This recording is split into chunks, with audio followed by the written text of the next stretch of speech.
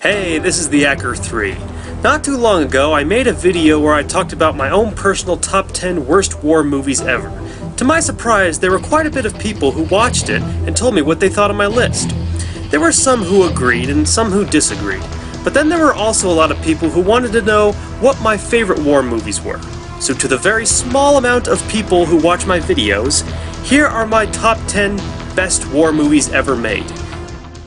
The number 10 best war movie is Letters from Iwo Jima from 2006. This movie depicts the Battle of Iwo Jima in 1945 from the Japanese point of view. I like this movie because this subject is very rare among war movies. We mainly concentrate on the Allies, the winners, the heroes, or who we consider to be heroes. But the point of this movie is not that there are heroes and villains against each other, but that good and evil fights on both sides. In real war, there is no good side and bad side, just men fighting for their lives in their own ways. At times, it seems like the Japanese officers are evil, and some of them were.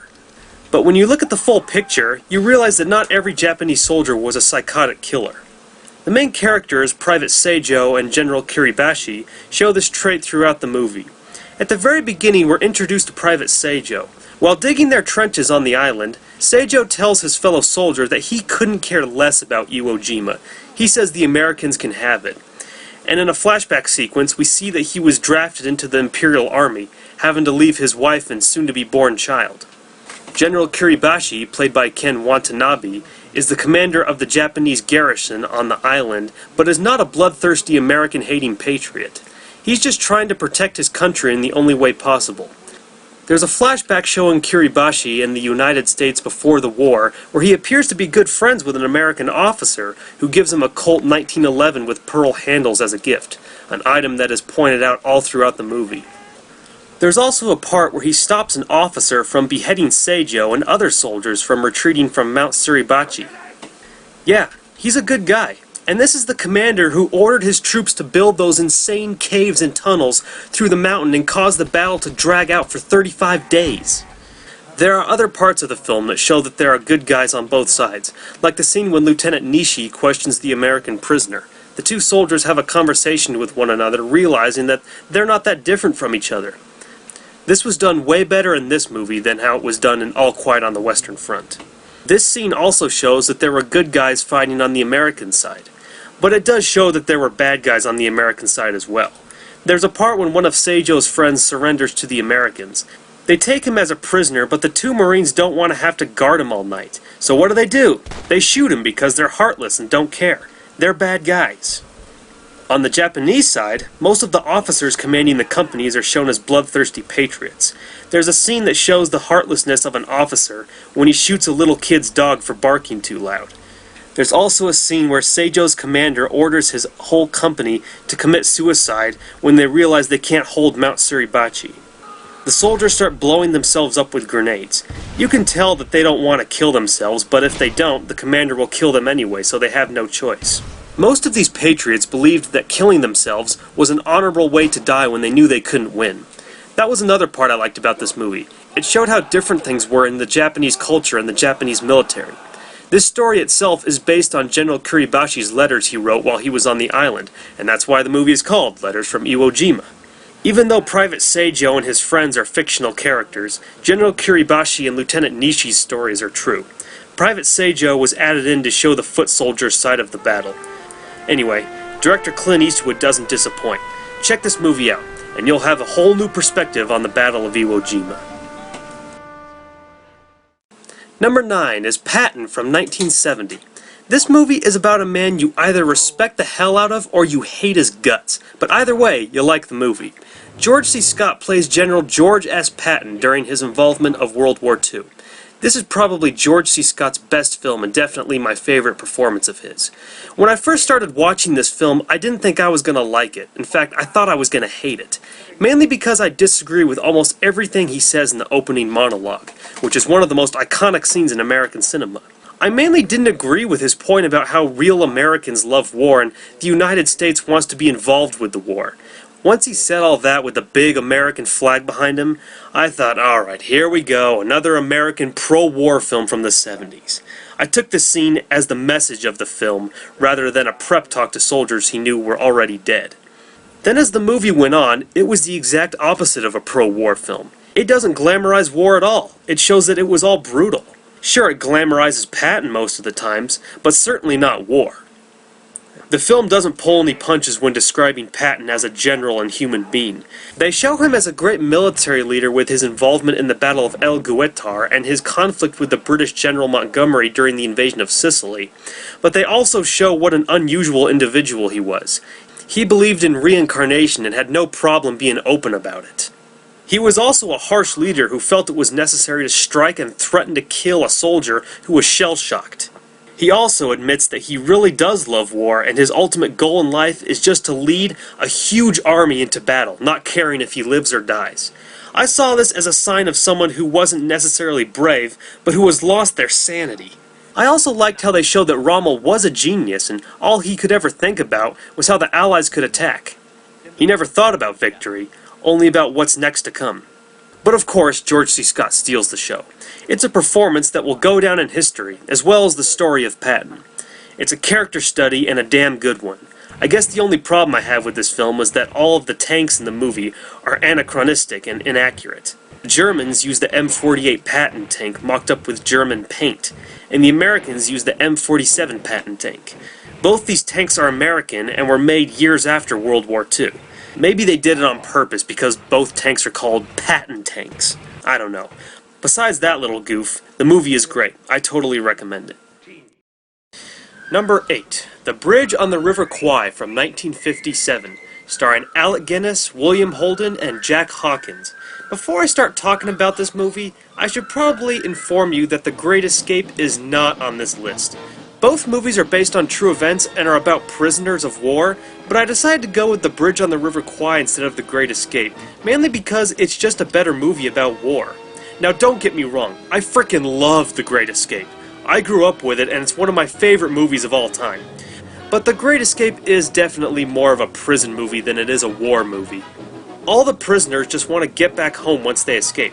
They don't want to continue fighting the war.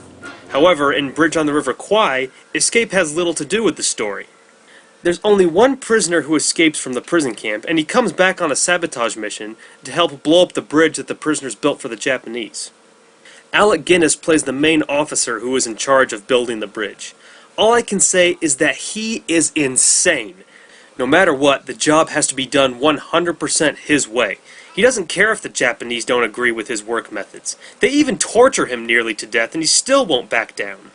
He is so freaking dedicated and serious about getting the job done right that it doesn't even matter who the enemy is. His fellow officers even question his objective. I beg your pardon, sir. You mean you really want them to build a bridge? You're not usually so slow in the uptake, Evans. All the prisoners look at this job as a chance to try and cripple the Japanese. Alec Guinness looks at this as a chance to show the Japanese what the British engineers are capable of. He even says that they'll really see what the British can do when the bridge lasts 100 years after the war. Eventually, they build the bridge on time because of Alec Guinness's methods of work and dedication. However, the one prisoner who escaped returns with a demolition team on a mission to blow up the bridge. The final scene is when the sabotage team have placed all their demolitions and are waiting to blow up the bridge when the train crosses. Alec Guinness spots the wire to the demolitions and points it out to the Japanese that something is wrong. I was right. There is something going on. This part really shows that he's become totally disconnected with the war, basically collaborating with the Japanese. Officer, sir. British officer. Here to blow up the bridge. Blow up the bridge? Yes, sir. Yes. British commando orders, sir. Blow up the bridge. Yes, sir. Look out. There's no time. Help! Help! A lot of people have said that this movie is anti-British, showing that the British are all brain-dead workers who are incapable of realizing that they're working for the enemy, but I don't think it's about that at all. I think it's a great movie that shows when you're so dedicated and involved in a project, you'll start to lose consciousness of the full picture. What have I done? Yes, The Great Escape is a great movie, but when it comes to war, I think The Bridge on the River Kwai takes the trophy.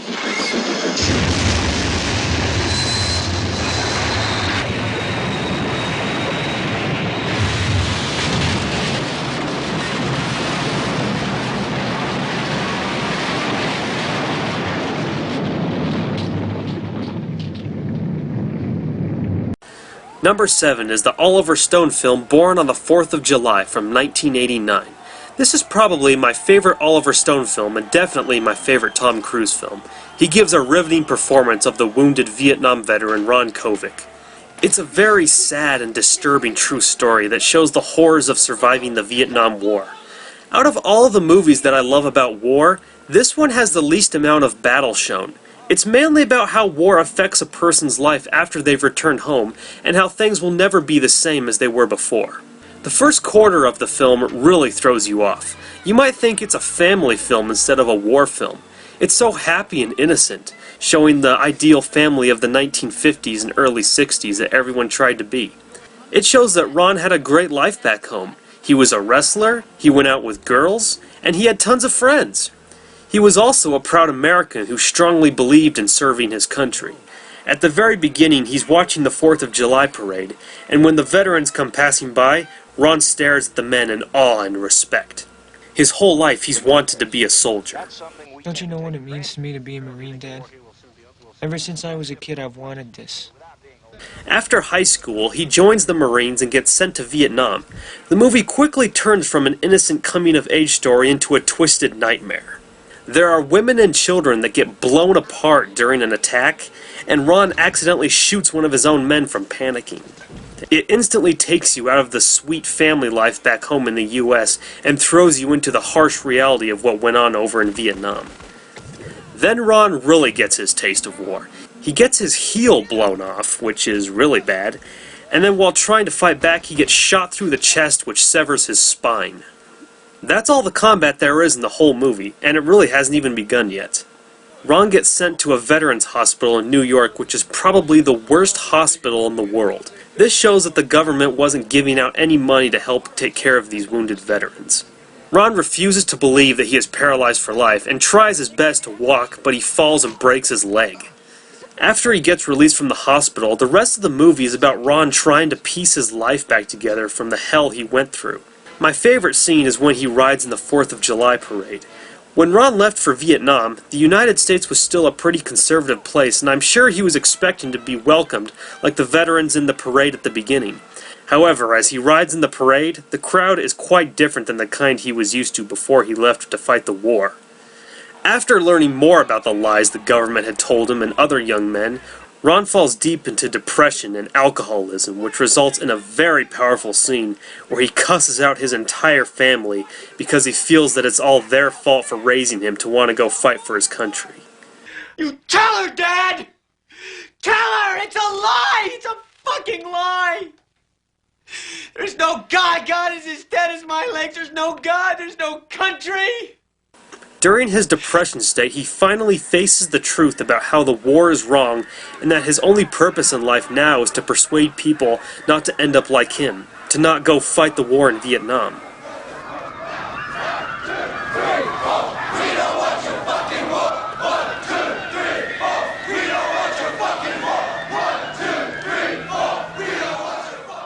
To help the anti-war movement, he writes his autobiography, which is titled Born on the 4th of July.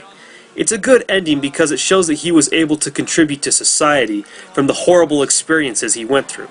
He learned it the hard way. So I highly recommend Born on the 4th of July. It's a great anti-war film that doesn't pull any punches.